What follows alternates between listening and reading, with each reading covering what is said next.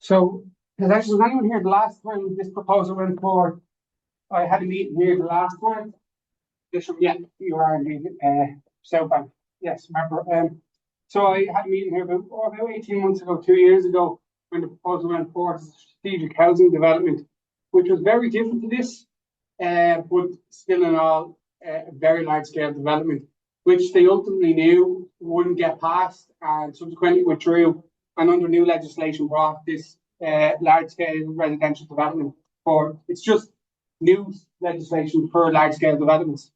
That's the only difference. The strategic housing development bypassed the local council, went straight to Portnala, which is the planning authority for this country.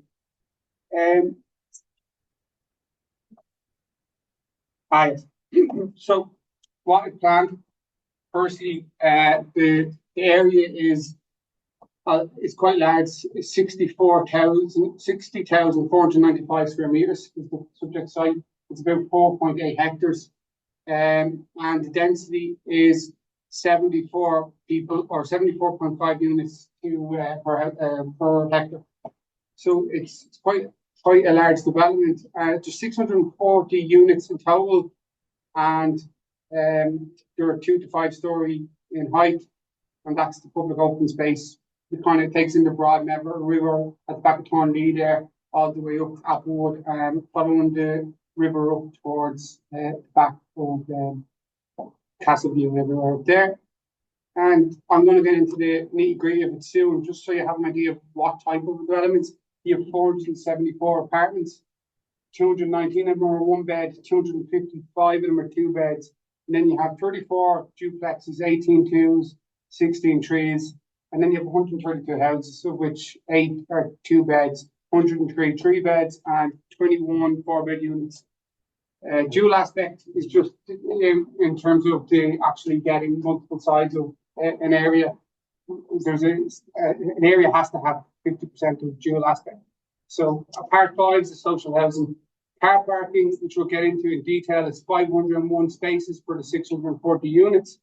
Cycling parking was 1,506 spaces, and vehicular access, which is important, is Glenallen Road, Jugback Lane, and Terrace for only emergencies. So as you can imagine, the road just opposite us there will be the only access to the site on the current plan. In the previous plan, we did have an access on Jugback Lane opposite top of Thornley, bottom of Thornley, top of Jugback Lane. That's changed now. Pedestrian access from all the areas that were mentioned there. So that's just a breakdown of the 2 beds and 3 beds that we said here earlier. And just as a guide here, so this is the Glenallen Road here. And you can see the apartments on the right-hand side opposite, closer to here on South Bank, you'll see right here. And then there's more apartments and then townhouses type things on the left as you go up the Jugback Lane there. And you'll see houses all along Jugback Lane and duplexes up beside the energy fitness side.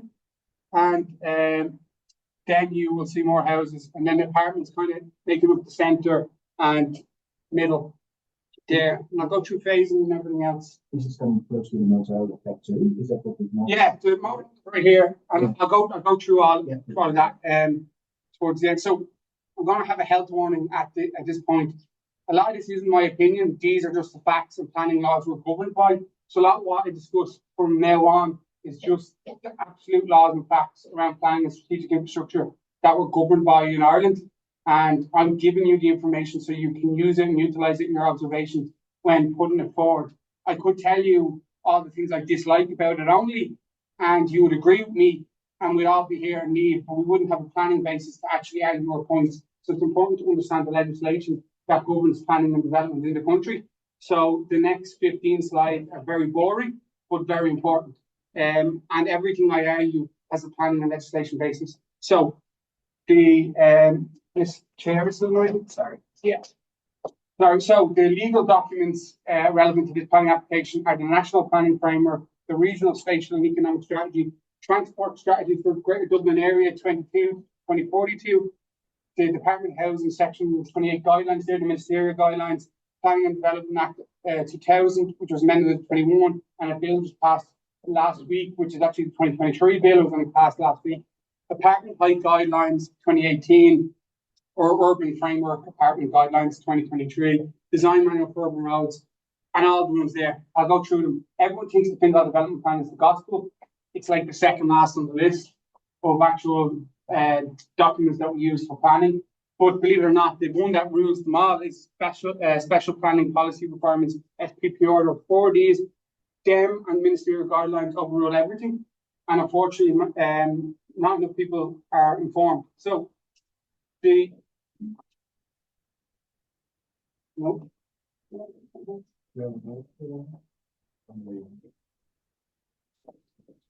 Sorry. The role, I'll be able to do it, but thanks. So, Fingal Development Plan 23 to 2029. Do you know what? That's close. So, it's to ensure the land is owned and serviced appropriately. So that's exactly what we do in the Fingal Development Plan. We use the land there and we say that land is appropriate for residential land, that's appropriate for high amenity open space, and that's appropriate for whatever. So we as county councillors have an obligation once every 5 years to develop an area plan, and we zone land for development and decide what type of amenities should go on that land based on the zone. So that's what we do. So one of the key documents is the National Planning Framework. This focuses on predicted growth using CSO data and other data, and it talks about compact growth. But its core strategy is looking at brownfield sites like this, infill sites, along public transport corridors or along corridors that have access to public transport to deliver major rail projects and DART projects, as well as build massive amounts of housing. And the problem we have a metro plan there for the last 40 years, and it's still considered a core strategy and it's still considered an absolute fact of the planning guidelines, which beggars belief when you look at the Glenallen Road now and you look at the area. But the priority is the building homes within the existing settlements, favour development that boosts population and jobs in the area, prioritise development on service and serviceable lands. Serviceable lands means that the infrastructure surrounding is already there. And that all that means is it has a main road that can access and egress. It doesn't have to have creches, doesn't have to have education facilities, doesn't have to have any of the things you would think that GP services and stuff like that. Doesn't have to have any of that. So it's funny that it's the way to do it. The next one is kind of how we in each area implement the National Planning Framework. It's the regional, spatial and economic strategy, and we're in the Midland Eastern region. So this is like kind of Leinster, for want of a better word, and Dublin and Sword are considered key towns of the area, and it's a large economically active service county town that provide employment for the surrounding areas, and with high quality transport links, capacity to act as growth drivers to complement the regional growth centres. So Swords is considered a growth driver for Dublin, and that goes from every part of Swords. So even the areas like Knocksadam, which are not serviced by anything, are considered growth drivers. You want to build apartments in areas like that, which is absolutely bonkers, because there is literally no amenities, no footpaths in most of these areas, and most of us wouldn't let our kids out on the Glenallen Road to walk, never mind anything else. So under this, the developer is proposing to support the consolidation and re-intensification of an infill brown site to provide high density, people intensive uses within the existing built up area of Dublin City and suburban surrounding areas. So Dublin suburbs are due to grow to 1.65 million people by 2031. It's a huge population growth that they want to expand the suburban area and the city to 1.4 million people. In order to do that, they need to have this compact infill of development, mainly apartments, which we're going to get into.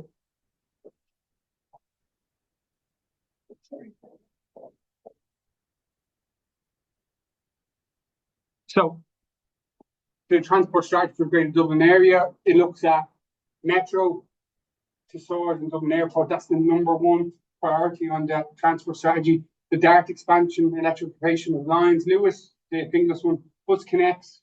I don't know if you know about the bus connects and the R132 project. We can go into it at the end. But all these are considered key factors in building housing in the area. Infrastructure that is coming down the line, or so we're told. So but the problem is they're building massive amounts of infill, massive amounts of sites with the logic that these things are happening. But unfortunately, we're playing catch up in an extraordinarily slow manner in this country.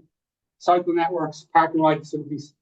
So Department of Housing and the Section 28 ministerial guidelines.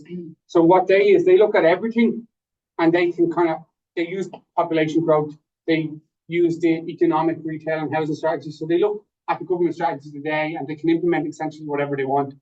But that's what they are. The only other strategy that can overrule everything is the SPPRs. This is department height guidelines. We fall under category 2 between this one, which is 4 to 6 story developments as mandated. Other major towns, as in we're a major key town, as I told you earlier, in the national planning framework, to promote strategy development in the national planning framework. So we are considered a key town. So it means most developments in this area have to be between 4 and 6 stories in some manner or means in terms of we're building into the sites. That's what they're asking for. That's the law. So the developer, this one says, there's excellent potential to promote sustainable mobility and achieve walkable communities. The proposed scheme will make it easier for residents to access local infrastructure services, facilities, and support their long-term viability, also supporting the regional spatial economic strategy objectives for strategic employment development areas, greenway infrastructure, amenities, and retail services. It's a suitable location for employment, public transport, accessibility, according to the proposed development line. So that's what the developer uses in this proposal to justify that particular aspect of the application. So the SPPRs, which were brought in 2018 as part of strategic housing development, are the specific planning policy requirements that overrule all others, and they are in fact separation distance between homes. It used to be upwards of 30 metres and moved to 22 metres, and now it's 16 metres per standard. So essentially, the gable end of a 2-story house could be 16 metres from a 4-story apartment block based on the SPPR 1. That's the law. They're the rules, the regulations. That's not me making that up, but it is fact. Minimum private open space standards, car parking standards. You've seen a lot of new development with significantly reduced car parking standards. That's an objective, and SPPR 3 is where that falls. Cycle parking storage, you'll see a huge amount of increase in cycling and cycle parking, and there's even visitor cycling. I don't know what visitor cycling and non-visitor cycling is, but that it doesn't contain it, so it's quite interesting. And so for this site, the separation distance isn't too bad because of the way it's developed compared to the strategic housing development, but the visual impact might be, even though the separation distance isn't. But what is the open space standards and how it's used, and also the car parking strategy. And I'll go and get into that now. Okay, so we're going to go back to the proposal now. That's all the legislative frameworks and jargon. I'm going to speak on it as I go through to tell you this part of the application refers to this part of the legislation. Believe me, as boring as it is for you, it took me about 2.5 years to learn this stuff. And it's very useful as it is annoying and might be difficult to explain. So valuable for people to have the information and not necessarily understand it, but understand it to an extent that you can give that information and observe planning based on planning laws. Because that's really the only way you can give proper observations. And it's unfortunate that we as county councillors aren't taught that. We're not mandated. I decided on my own accord to go and study because I had no choice, because people were asking me about housing developments and I was agreeing with them on everything, but it wasn't based on planning law. So I was useful as an actor and a white them because I thought they were correct, but I didn't know the law. And now I know the law. I'm still useless in some instances, but I'm a lot more informed and I know the law around it. So building height and massing issues. So the Holybanks LRD goes up to 5 stories high on an elevated site where high density is a priority. So the issues that I see, and I'll go through where, is overshadowing on visual impact. Given the development is located on an elevated site anyway, the idea that a 5-story development is just 5 stories is a bit unfair. And a visual impact assessment will tell you that whilst it's only 5 stories high, it might have a visual impact of a 7 or 8 story building because it's on an elevated site, depending where they put the 5-story block, which I'll go through. So the impact on the local character, developments of this scale, especially on elevated land, can conflict with established architectural and community character of neighbourhoods. The surrounding residential areas may not be designed to accommodate such height, potentially causing stark contrast between new buildings. And that's 14.4, the building height and massing section of the development plan. So I'll be using that as one of my points when I'm making an observation.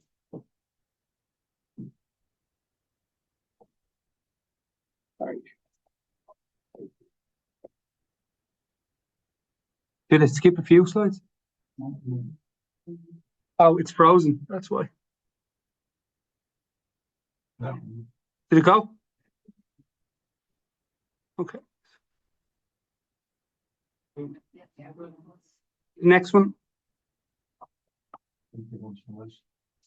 So I'm on the right one. Or did I go?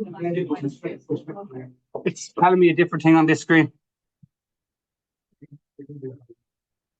Yeah, computer says completely different, which is very important.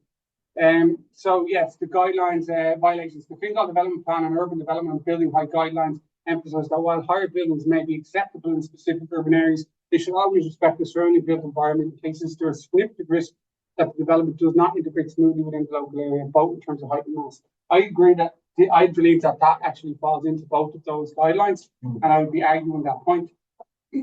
Contravention of SUS Master Plan. The SUS Master Plan is essentially a master plan. It's not prescribed legislation. So a lot of you may have consulted at the time on the SUS Master Plan. I wasn't a councillor at the time, but we had a consultation, and I consulted as a resident, the same as everyone else on it.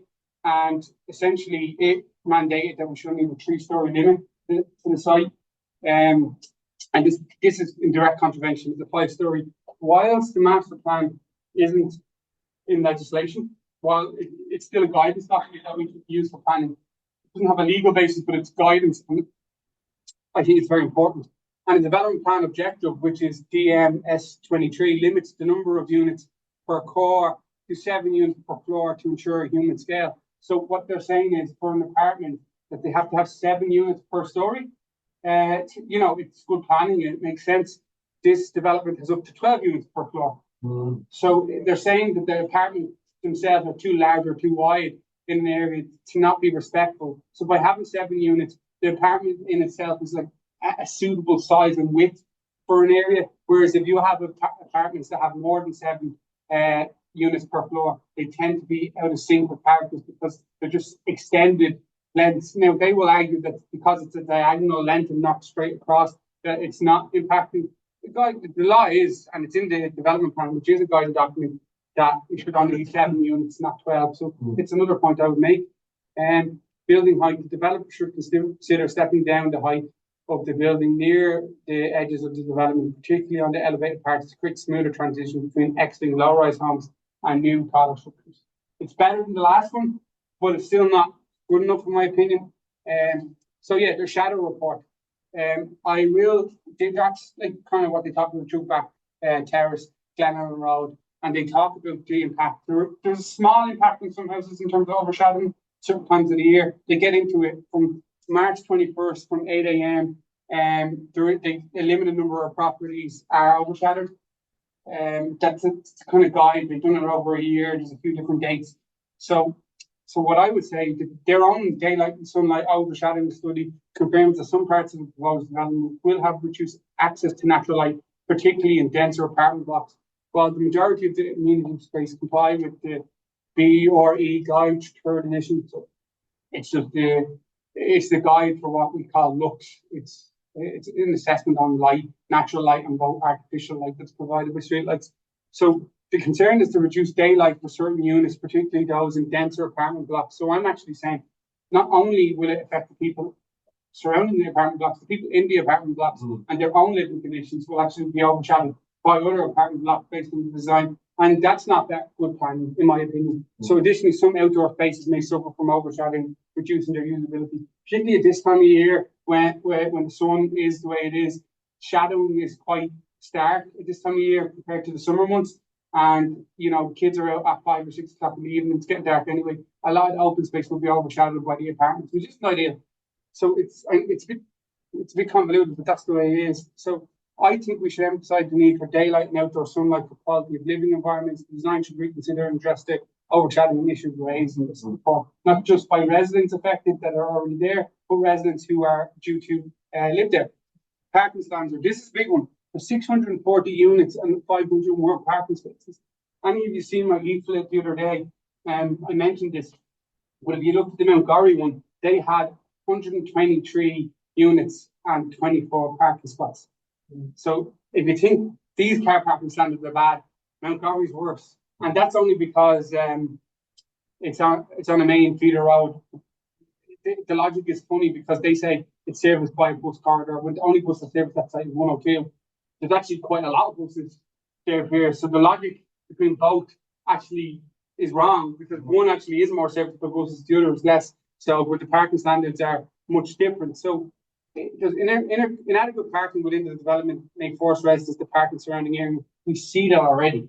We like, you don't like go up through back terrace, go through back lane, any evening of the week. We see that already, because people using the gym or using the facilities or in the area are parking on footpaths, making them inaccessible for wheelchair users and things like that. That's just a factor we already are living with. So that's another point. And I'm going to fly through some of these things. And at the end, I can give you information how I can give you a key points document if you want with a few of the points that I'm making. So essentially, Fingal Development Plan standards, connectivity movement section 6.8 parking. Suburban development should provide sufficient parking to meet the needs of residents and visitors, and plans encourage sustainable travel and lack of substantial public transport options. Holybanks area means car dependency will remain high for the foreseeable future. That's a fact. The Glen Ellen Road proves that point. If we could get out of our cars and get to where we wanted to go in any way, shape, or form, we would be doing that, and the road wouldn't be as congested as it was every day of the week. Back to specific plan policy requirements. The proposed car parking, they say, is in line with the nature of the site, in line with the policy set down by the person who done the transport. A reduced level of parking has been provided. This will enable more sustainable mode of transport and encourage a modal shift to active methods of movement. You have to realise that in this country, when the R132 project gets going, the actual their rationale to get people out of cars is by making it so much of a traffic backlog that you were better off getting on a bus. It's going to be so hard for you to move in your car that you're better to get on a bus. That is the logic of the new developments. It's to make traffic so impactful and so difficult that people get out of their cars, because bus is actually more viable, because car transport isn't going to be. And that's a scary thought as me as a councillor, because I'm trying to represent people, and the reality is these projects are going forward without proper planning. So planning authority allows up to 2 spaces per dwelling.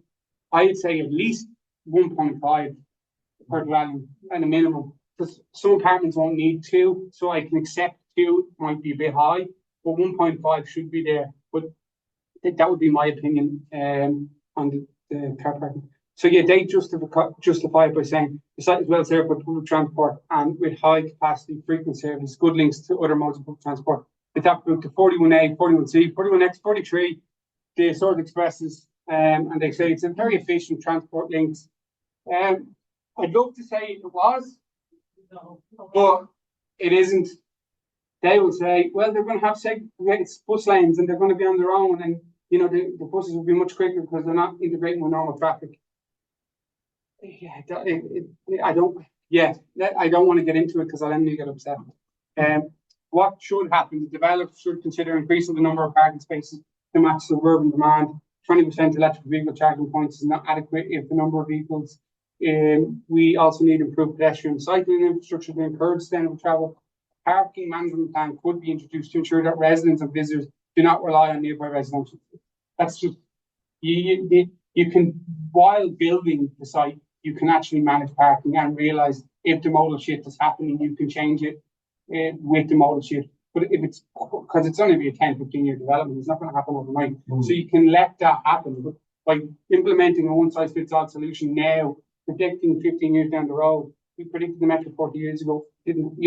So we can't just use our aspirations and policy documents that say things will happen as proper planning. I think it's actually bad planning. So one of the most significant concerns is traffic congestion.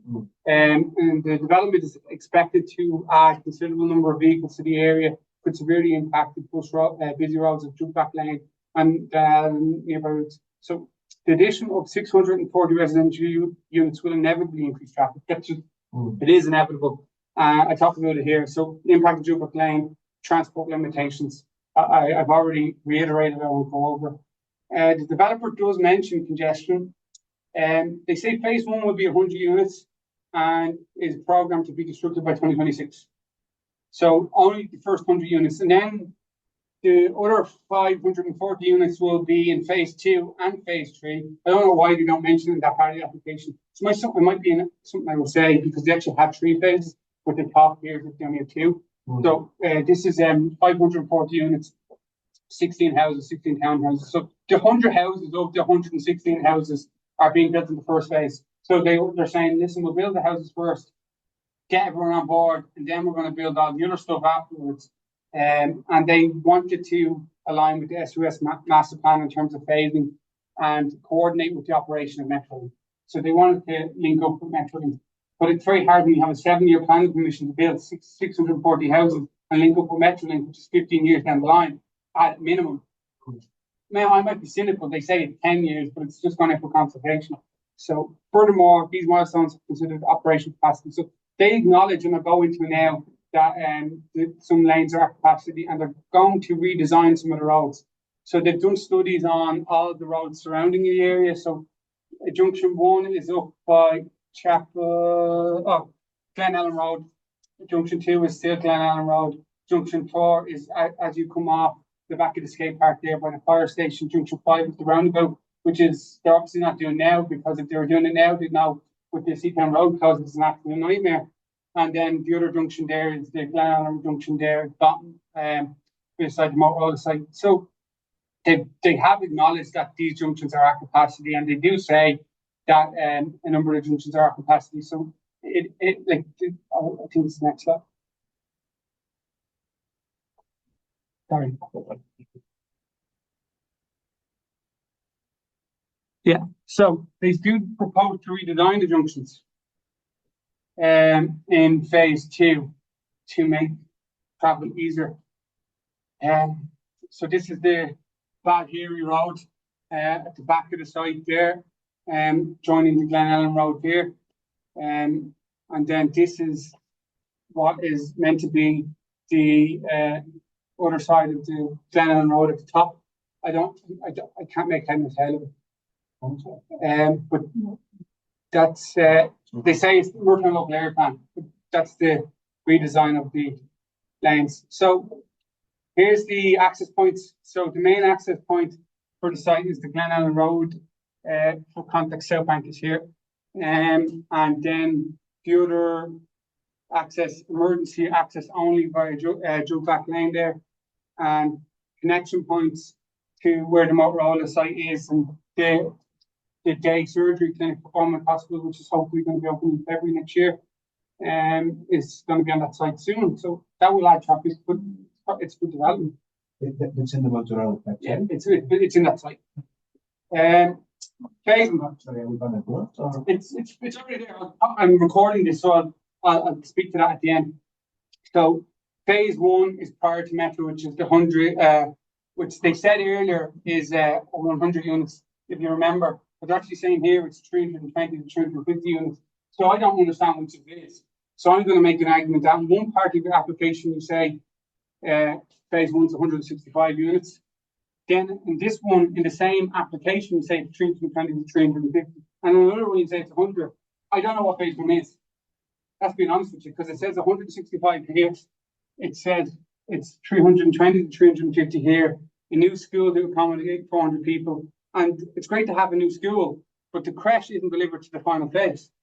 See, the school, to put your kids in, you don't have a crash prior to being able to go to school. So the phasing doesn't make sense to me, and that's the point I'm going to make, is that the documents don't reflect accurately what your projected phasing is. They mention it a number of times, but if you go back 2 slides, you see they only say phase 1 and 2, whereas actually there's 3 phases.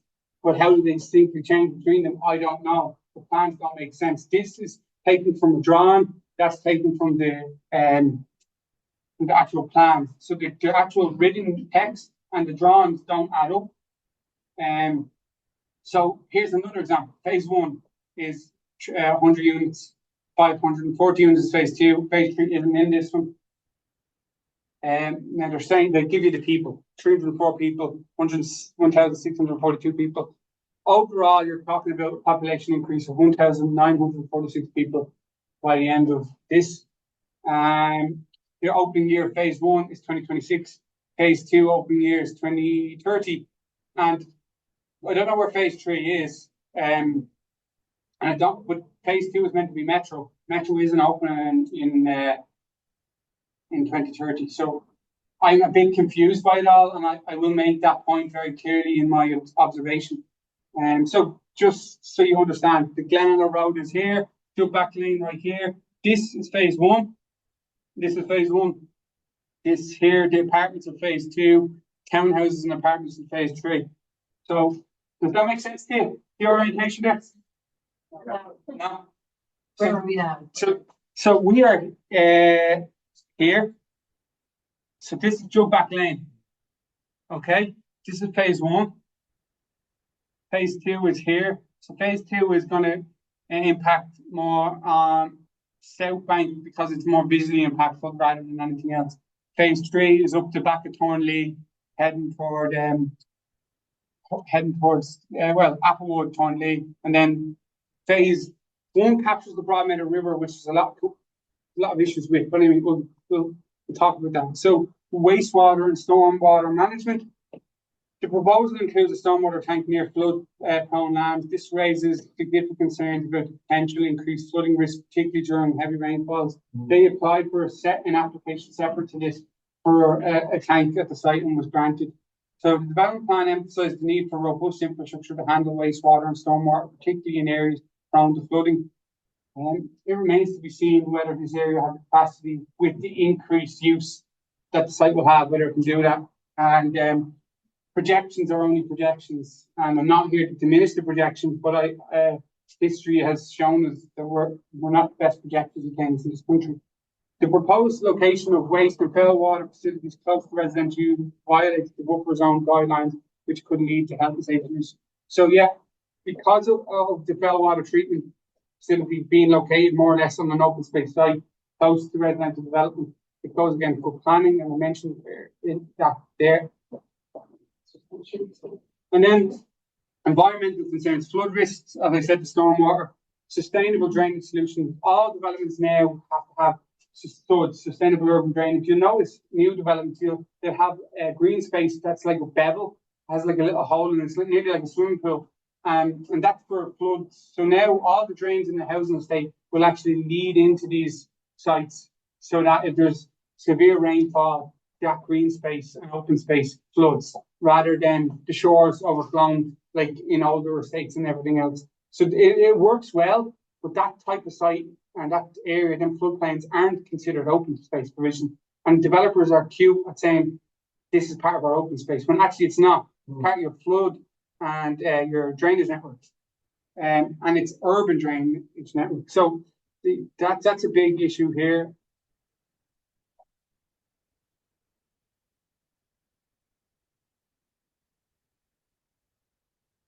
Yeah, surface water drainage is here. This is the specific parts of the policy, the Fingal Development Plan, Chapter 9, Green Infrastructure. And their planning report and flood risk assessment mentioned that peak rainfall events in the Broadmeadow River and leakage and stuff like that. It happens quite a lot. So environmental concerns, I said about the communal spaces. The open space distribution appears uneven with high-rise areas seeing less direct access to open space. The over-concentration of apartments reduces the overall quality of the open space. So the open space is congregated in 1 or 2 areas of the site. It's not spread evenly, and by standards, developments have to have more uneven distribution of open space.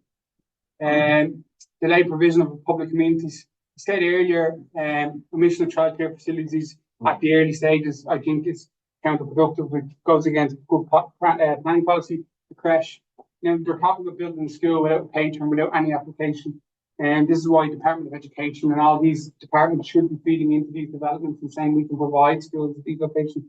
So as we know, there's pressure on existing childcare facilities, 640 units, of which apparently 540 will be built before a creche is built, is just, it doesn't bear thinking about in terms of the services we have here already. And I mean, these staggered infrastructure delivery, phased delivery of infrastructure often means that early phase residents are left without essential community facilities, which can affect the quality of life for new occupants. Miller's Glen is a prime example. The Moortown development will be a prime example. Knox Sedan is another example. Areas that just don't have the services, don't have the capacity, and are underserved and under-resourced by GPs, creches, walking, cycling infrastructure, buses. All new developments are like this, and I can't get my head around it. It bothers me greatly. Impact on local infrastructure, yeah. So the development plan emphasises that infrastructure such as schools and creches should be planned alongside housing developments, which in theory it is, but it shouldn't. I believe it should be in the early phases. And alongside means, at the start, so that when you develop it fully, the capacity grows with it rather than the other way around. And they said the creches planned for the late phase. So yeah, solution commitment to early delivery of key infrastructure could be secured through planning conditions, ensuring that facilities are available for residents. All right, conclusion. And then I'm going to go show you the visuals of the site, the CGIs and stuff. So there's several critical issues, in my opinion. Firstly is reset density to ensure a line available with the infrastructure of public transport improves, is fully implemented. So then the flood mitigation, overshadowing impacts, increased parking provisions, and ensure development is phased in such a way that critical infrastructure, particularly transportation, is in place before full occupancy. That needs to happen. This can't nearly be even half